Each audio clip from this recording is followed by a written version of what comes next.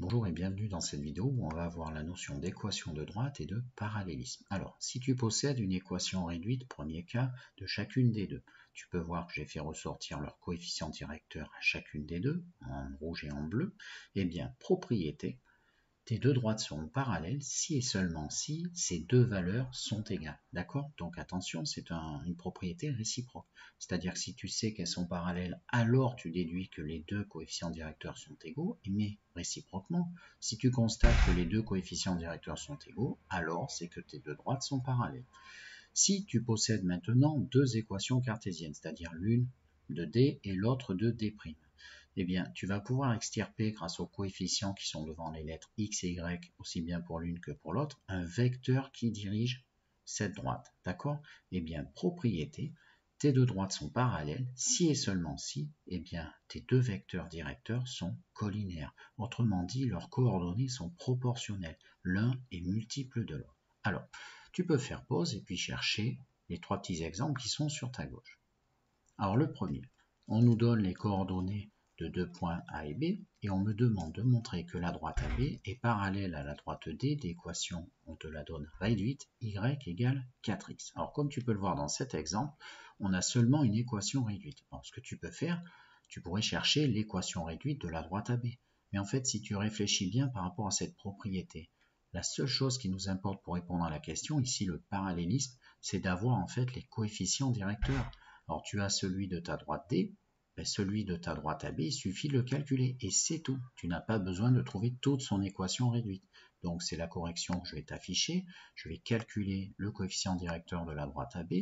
Et donc comme tu peux le voir, c'est la petite formule différence des Y sur différence des abscisses, ce qui fait 8 moins 0 sur 3 moins 1.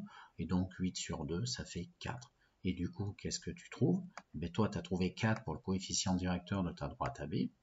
Et on avait 4 aussi pour le coefficient directeur de ta droite D, c'est les mêmes valeurs, donc c'est que tes deux droites sont parallèles.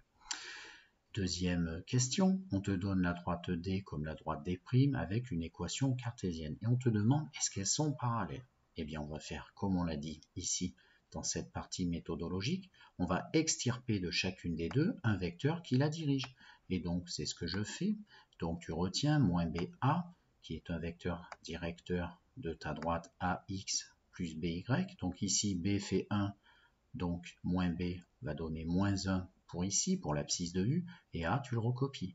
Donc moins 1, 2 est un vecteur qui dirige ta première. Ta deuxième, l'opposé ici de B, c'est donc 2, puisqu'il fait moins 2, et tu recopies ton 4. Voilà tes deux vecteurs directeurs de chacune de ces deux droites. Du coup, on va voir si l'un est multiple de l'autre. Regarde, pour passer de moins 1 à 2, il faut faire fois moins 2. Et est-ce que pour passer de là à là, le fois moins 2, la seule possibilité pour les abscisses, est également convenable pour les ordonnées? Pas du tout, parce que 2 fois moins 2, ça fait pas 4. Du coup, il suffit de l'écrire, il y a une contradiction, tu n'as pas une multiplicité possible entre les coordonnées de U et celles de U'. Du coup, tu déduis que tes deux vecteurs ne sont pas collinéaires, et ainsi tes deux droites ne sont pas parallèles. Alors, je voudrais revenir sur un petit point, comme ici, là, tu vois, je t'ai fait le cas avec deux équations réduites, deux équations cartésiennes. Tu peux très bien passer, tu vois, ici, tu passes tout dans le membre de gauche et tu as une équation réduite de ta droite D. Tu vois, tu peux aussi, quand tu peux le faire, c'est-à-dire diviser ici par A, tu peux aussi isoler Y et obtenir son équation réduite. À toi de jongler. Tu peux te mettre soit sous cette forme deux équations réduites, si ce n'est pas déjà fait, ou deux équations cartésiennes. À toi de t'adapter. Alors, troisième exemple, on nous demande de trouver l'équation réduite de D', et on te donne l'info, elle est parallèle à D, on te donne son équation, et elle passe par ce point en particulier C. Alors, déjà, si on te dit que deux droites sont parallèles, tu es dans ce cas-là, ou celui-là, tu peux déduire soit des coefficients directeurs égaux, soit des vecteurs qui sont collinéaires. Eh bien, ici, moi, je veux trouver une équation réduite, je vais donc déduire que forcément, et c'est ce que je t'affiche, les deux droites, elles sont parallèles, donc l'équation, si tu veux, réduite, je ne l'ai pas écrit, tu vas le voir, de ma droite D', elle commence forcément par Y égale 3x. D'accord? Parce que tout simplement, tu dois avoir la même valeur ici pour qu'elles aient une chance d'être parallèles. Mais il me manque le nombre P'. Et du coup, pour trouver P', eh bien, je vais exploiter l'unique donnée qui m'est fournie dans l'énoncé. Je vais devoir utiliser que C appartient à cette droite. Et comme C appartient à cette droite, ces coordonnées doivent absolument vérifier son équation, ce qui permet d'afficher la petite équation, et donc on va la résoudre ensemble.